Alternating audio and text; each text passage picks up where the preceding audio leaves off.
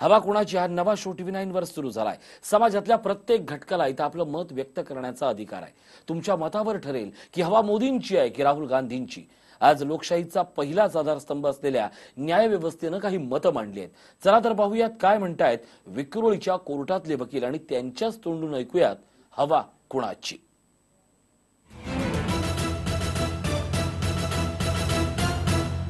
लोकसभेच्या निवडणुका लागलेल्या आहेत। मतदार राजा नेमकं काय करणार आहे आणि कुणाला निवडून देणार आहे, कुणाचं काय मत आहे हे जाणून घेण्याचा प्रयत्न TV9 करत आहे। मतदारांसोबतच या समाज वर्गामध्ये अनेक फॅक्टर असतात, डॉक्टर असतात, इंजिनियर असतात, वकील असतात। या सर्वांचं काय म्हणणं आहे हे TV9 जाणून घेते आणि आज मी पोहोचलोय वकिलांच्या या सगळ्या जमावामध्ये। मी आहे विक्रोळी कोर्टामध्ये आणि हे सर्व वकील जे आहेत आर्ग्युमेंट करत असतात आणि कोर्टामध्ये आपली बाजू मांडत असतात, आपल्या अशिलाची बाजू मांडत असतात। पण देशातल्या राजकारणाविषयी या वकिलांना काय वाटतंय, देशातील राजकारण कसं पुढे गेलं पाहिजे, कुठला पक्ष चांगला आहे, कोण चांगलं काम करतंय, कोण नाही करतंय, याविषयीची मी चर्चा करतोय। सर्वात पहिलं आपल्या सगळ्यांचं स्वागत। आणि आपली चर्चा अशी आहे की एकूण काय चित्र पाहायला मिळतं लोकसभेचं, की या लोकसभेमध्ये काय होणार आहे मला सांगा। सध्याची लोकसभेचा जर विचार केला तर ही त्रिशंक पद्धतीची होईल, कारण आत्ताचं जे सरकार आहे ते सरकार पूर्ण अपयशी ठरलंय। जनतेसाठी कुठले प्रश्न सोडवत नाही, फक्त स्वार्थासाठी ते हे करतात, हे आतापर्यंत दिसून आलेलं आहे। तर रेकॉर्डवर दाखवलेल्या पण ते अंमलात आणलेल्या नाहीये, अंमलात आणलेल्या नाही त्या या सरकारने। ठीक आहे, या सरकारविषयी यांनी आपलं मत व्यक्त केलं, तुम्हाला काय वाटतं? बरोबर आहे, कारण त्यांनी आतापर्यंत ज्या 5 वर्षाचा कालावधी ऑलमोस्ट जवळजवळ त्यांना होत आलेला आहे। त्यांनी ज्या या विधानसभेच्या अगोदर ज्या त्यांनी घोषणाबाजी केली होती त्याच्यातली जवळजवळ म्हणजे 70-80% पण त्याची कुठली इम्प्लिमेशन केली गेलेली नाही आहे। त्यांच्यामधले जे एक वरिष्ठ केंद्रीय मंत्री होते नितीन गडकरी, त्यांची काही दिवसापूर्वी एक मीडियाला त्यांनी एक स्टेटमेंट दिली गेली होती की आम्ही ज्या घोषणांचा पाऊस केला होता की आम्हाला देखील फ्युचरमध्ये वाटलं गेलं नव्हतं की आम्ही निवडून येऊ म्हणून। म्हणजे याच्यावरून तात्पर्य निघतो की तुम्ही काही जे मनाला वाटेल ते बोलायचं आणि त्याची कुठे इम्प्लिमेशन। सगळेच पक्षाचे करतात की काही जे सरकारमध्ये आहेत तेच करतात? ऑलमोस्ट बरेचसे जे पक्ष आहेत तेही त्याला काय याला अपवाद नाही, तेही करतात। म्हणतात सगळ्याच पक्षाचे करतात। काय चित्र आहे मला सांगा, त्यांनी एक उदाहरण दिलं, सगळ्या पक्षाचे लोक कसं करतात? निवडून येईपर्यंत सर्व पक्ष आश्वासनं देतात, नंतर कोणीही पाळत नाही। जसं की आजच्या सरकारने पण शेतकऱ्याविषयी दिलेली होती बरीच आश्वासनं, ते पूर्ण केलेली नाहीत। बाकीचे कामं आजच्या सरकारने खूप चांगले केलेले आहेत। सिंगल लार्जेस्ट पार्टी असल्यामुळे सरकार खूप चांगलं काम करते। पण जे भारतात जवळजवळ 70 ते 80% लोक शेतीवर अवलंबून आहेत, तर त्यांच्याकडे कुणीही पाहत नाही की आता जे सरकार चाललेलं आहे ते सरकार जुमलेबाज सरकार आहे। पहिलं तर कुणासाठी ते काही करत नाही, they are only oasis government, फक्त सांगतात, घोषणा करतात, पण कुणाला काय देत नाहीत। आणि त्यांच्यामध्ये काही मंत्री असे आहेत, अनपढ मंत्री आहेत, अनपढ, की ते लोक संविधान डालतात आणि सांगतात पण की हम लोग चुन के इसलिए आए हैं कि हम संविधान ही हटाना चाहते हैं।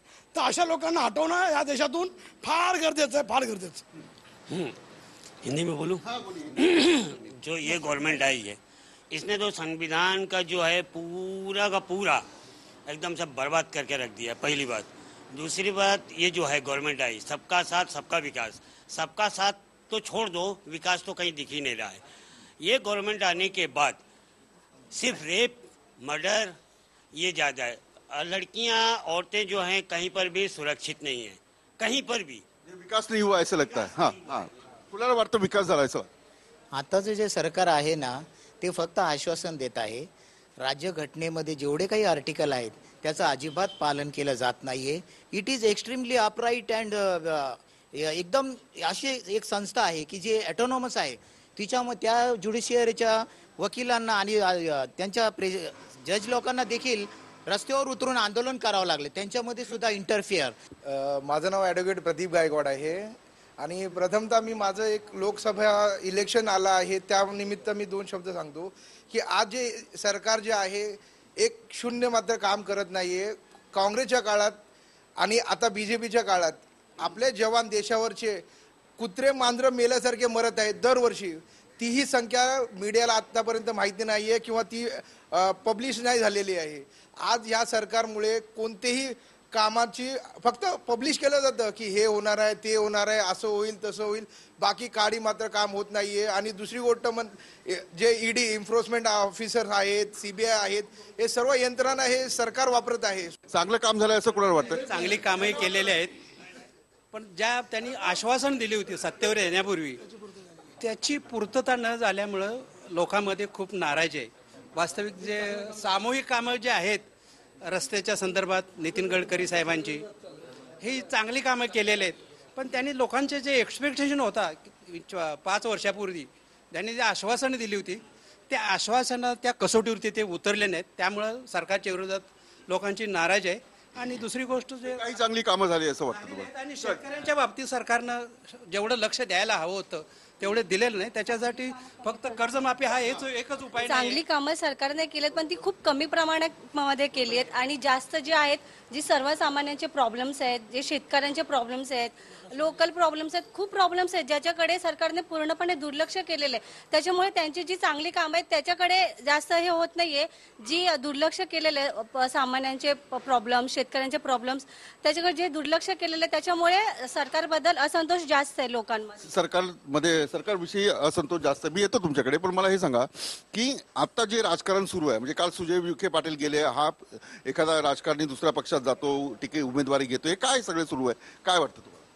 ॲक्च्युली हे राजकारण पाहिलं तर काँग्रेस, बीजेपी, शिवसेना, राष्ट्रच्या प्रोव्हिजनल पार्टी आहेत, हे एकमेकाला कॉम्प्रोमाइज करून ते सीट सायलेन्स करतात आणि आपला उमेदवार कसा, जो रिलेटिव्ह आहे त्यामध्ये तो कसा निवडून येईल आणि सत्ता आपल्याला कशी कॅप्चर करता येईल.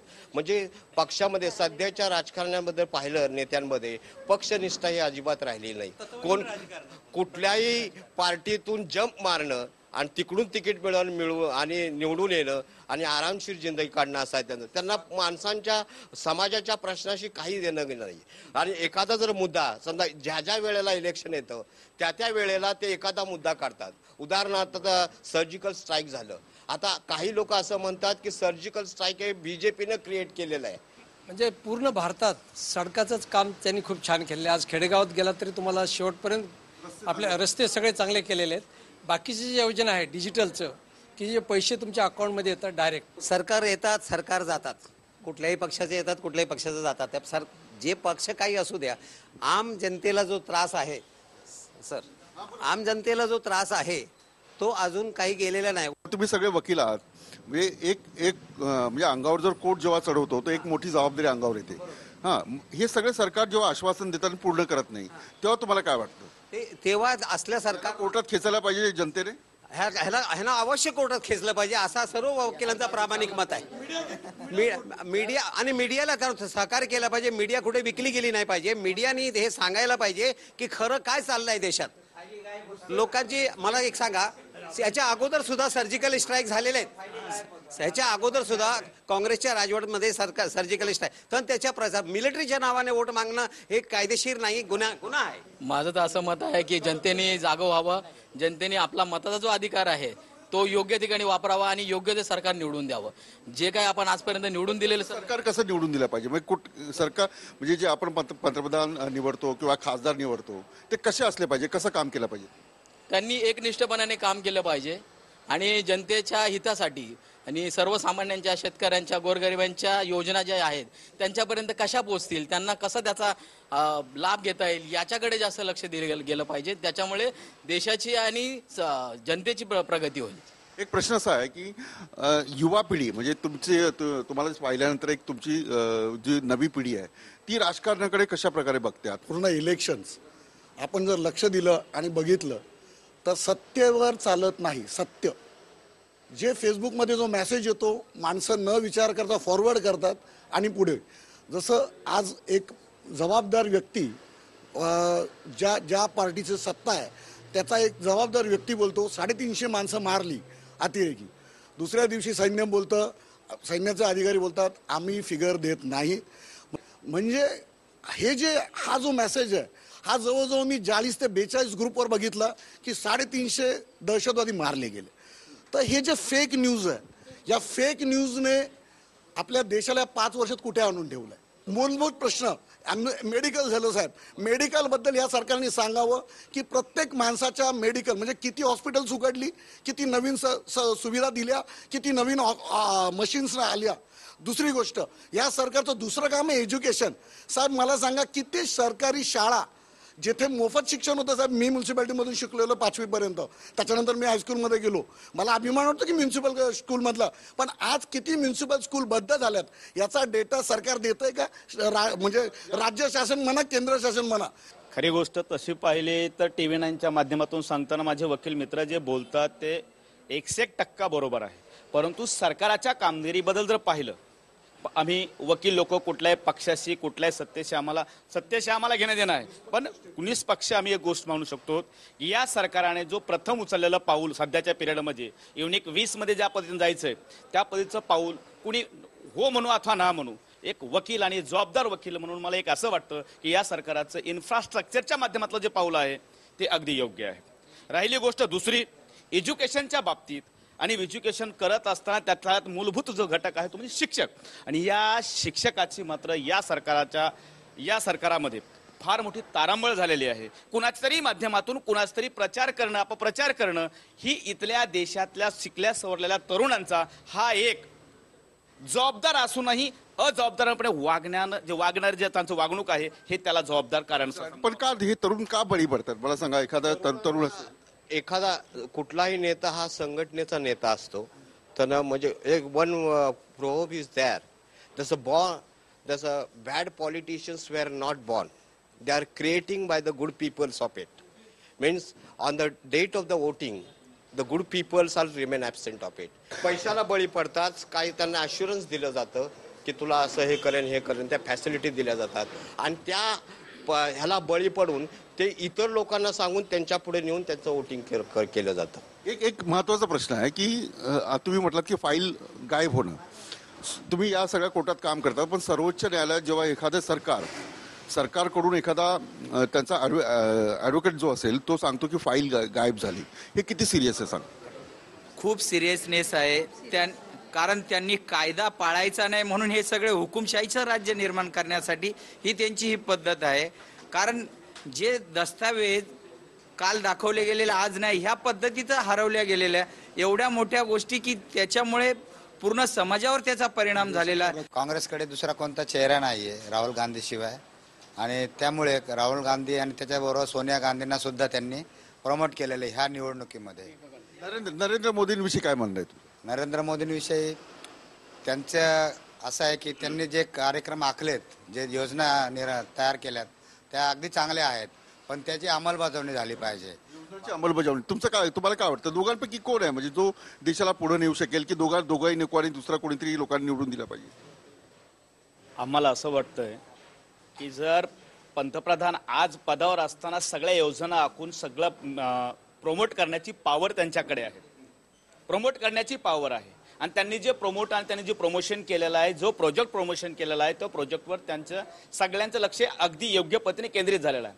परंतु या सत्तेमध्ये जेवढं चांगलं काम व्हायचं त्याच्या पटीने कमीत कमी काही असे कामं झालेत की आज माझे वकील बांधवांनी सांगितले, सर्जिकल स्ट्राईक असेल, काय अशा ज्या घटना आहेत महत्वाच्या गोष्टी, या सर्जिकल स्ट्राईकमुळे जरी खरा खोट्याचा भाग येत नसेल तर सरकारात फक्त बदल हवा आहे, कशासाठी?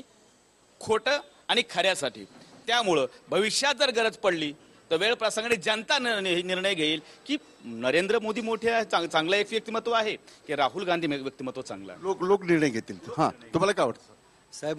मला असं म्हणायचं आहे की भारतीय जनता पक्ष असेल किंवा काँग्रेस असेल ते एकाच माळेचे मणी आहेत. ते जसं सगळ्यांना वाटतं एकाच माळेचे मणी आहे. हां, तुम्हाला नाही वाटत? हां, यांना वाटत नाही. का वाटत नाही? सगळं कारण आश्वासनं सगळेच देतात पण प्रत्यक्षात काही करत नाही. भाजपा गवर्नमेंट जो है वो जातवाद पे रहती है, हिंदू समाज बनाना चाहती है, जबकि मुस्लिम कोई भी नहीं चाहता है कि राम मंदिर न बने. हर मुस्लिम चाहता है कि राम मंदिर बने. रामलला आज भी उसमें है, टेंट में है. रामलला मंदिर बनाओ ना, कौन मना किया है उनको? राम मंदिर क्यों नहीं बना रहे? कि हमको वोट मिलेगा. आज राम मंदिर बन जाए, बीजेपी गुल. अच्छा, पहली बात. दूसरी बात, वो कभी भी दलित और मुस्लिम को लड़ते हुए देखे आप? सिख मुस्लिम को लड़ते हुए देखे? नहीं. ये हिंदू मुस्लिम को सिर्फ लड़ाते. बीजेपी का यही काम है और कोई काम नहीं है.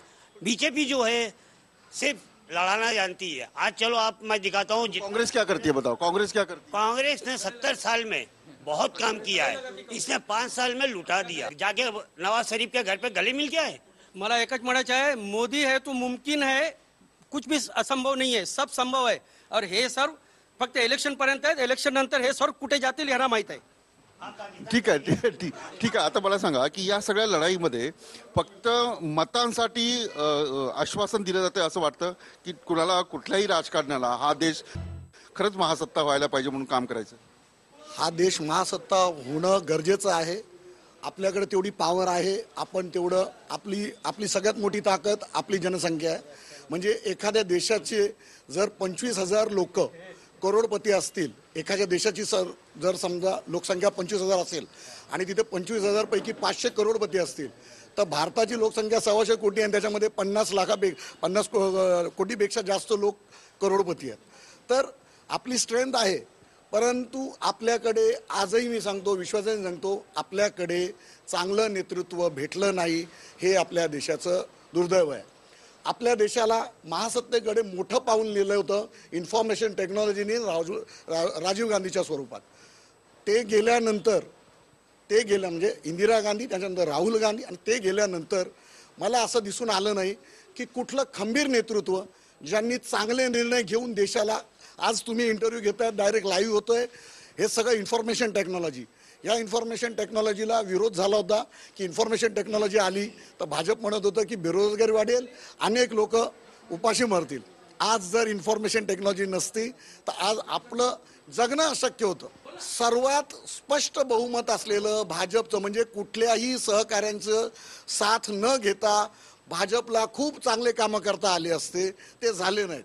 आणि मी म्हणतो की काँग्रेसपेक्षा भाजप मला वाईट याच्यासाठी वाटतं, ज्या वेळेस काँग्रेसमधले बऱ्याच गोष्टी आल्या की भ्रष्ट आहे, मला स्वतःला वाटलेलं की सत्तांतरण व्हावं जेणेकरून कोणतरी येऊन करून दाखवेल. आणि खूप आशेने आम्ही बघत होतो मोदींकडे. ठीक आहे. मी माझ्या पाहण्यात आलंय, माझा इन्शुरन्स वाढला, माझा जेवणाचा खर्च वाढला, माझा गॅस वाढला, माझं इलेक्ट्रिसिटी वाढलं, सगळं वाढलं. पण मला जे भेटायला पाहिजे त्यातलं काहीही भेटत नाही एक सामान्य माणूस म्हणून.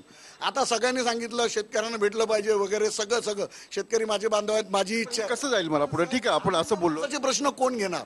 मला हे सांगा की आपण सगळी चर्चा केली की आपण एखादं सरकार यासाठी निवडून देतो की त्यांनी लोकांची काळजी घेतली पाहिजे. ते करत नाहीये, तर हे काय केलं पाहिजे? लोकांनी, मतदारांनी काय केलं पाहिजे? तर मतदारांनी जोपर्यंत पक्ष बघून तुम्ही मतदान कराल, पक्ष कुठल्याही गाढवाला उभं करेल, तुम्हाला लाथा खाव्या लागणार 5 वर्ष. तुम्ही पक्षाकडे बघून देऊ नका, त्या माणसाकडे बघा. त्या माणसाची गुन्हेगारी प्रवृत्ती असेल, त्याचा बॅकग्राऊंड मागासलेलं सगळा गुन्हेगारांचा असेल, तर तशा माणसाला देऊ नका. बिलकुल. तुम्हाला काय वाटतं, कसं काय केलं पाहिजे मतदारांनी जेणेकरून चांगलं सरकार, चांगले आमदार, चांगले खासदार आले पाहिजे? जर समजा चांगले आमदार, चांगले खासदार आणि जी लोकप्रतिनिधी आहेत, जे संसदेमध्ये, सभागृहामध्ये प्रश्न उपस्थित करतात, तर सगळ्यात महत्त्वाचे वेल क्वालिफाईड पाहिजेत. त्या प्रश्नांची त्यांना जाण पाहिजे.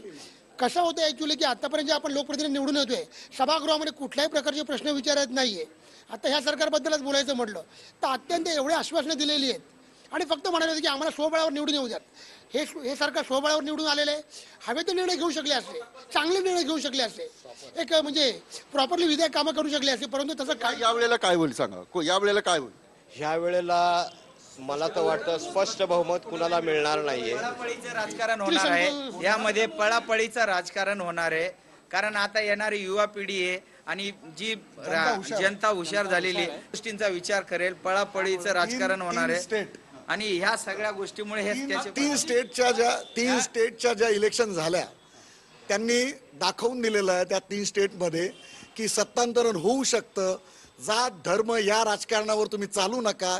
लोकांना काय हवंय, लोकांच्या समस्या सोडवा, त्यांना फॅसिलिटीज द्या. हे सरकारचं काम आहे. सरकारचं काम मंदिरं, मस्जिदं. ह्या वेळेस मी तरुण मतदारांना एवढंच आवाहन करेल की फेसबुक, व्हॉट्सॲप, इंस्टाग्राम कुठल्याही जाहिरातीला तुम्ही बळी पडू नका. अनेक धर्मनिरपेक्ष पक्ष जो आपल्या जातीपातीमध्ये भांडण लावणारा नाही, जो भेदभाव करणार नाही, अशा पक्षाला तुम्ही मतदान करा. तुम्ही ना पार्टीला बघून मतदान करू नका. कॅन्डिडेट बघून तुम्ही योग्य उमेदवार आहे त्याला मतदान करा, पक्ष बघून मतदान करू नका असे हे सगळे सांगतात. तुमचे सगळ्यांचे आभार या कार्यक्रमात सहभागी झाला. एकूण सामान्य मतदार असेल तो काय विचार करतो आणि ज्यांच्यावर हा देश चालवण्याची जबाबदारी आहे, ज्यांच्यावर कोर्टामध्ये आशिलाची म्हणजे अन्याय झालेल्या व्यक्तीच्या बाजूने लढण्याची जबाबदारी आहे, ते वकील काय म्हणतात हे आपण ऐकलं. मी कार्यक्रम इथेच थांबवतो. आपण पाहत राहा TV9 मराठी. हा व्हिडिओ तुम्हाला आवडला असेल तर असे आणखी व्हिडिओ पाहण्यासाठी TV9चं YouTube चॅनल सबस्क्राईब करा, बेल बटण दाबा. ताज्या घडामोडींसाठी लॉग ऑन करा tv9marathi.com.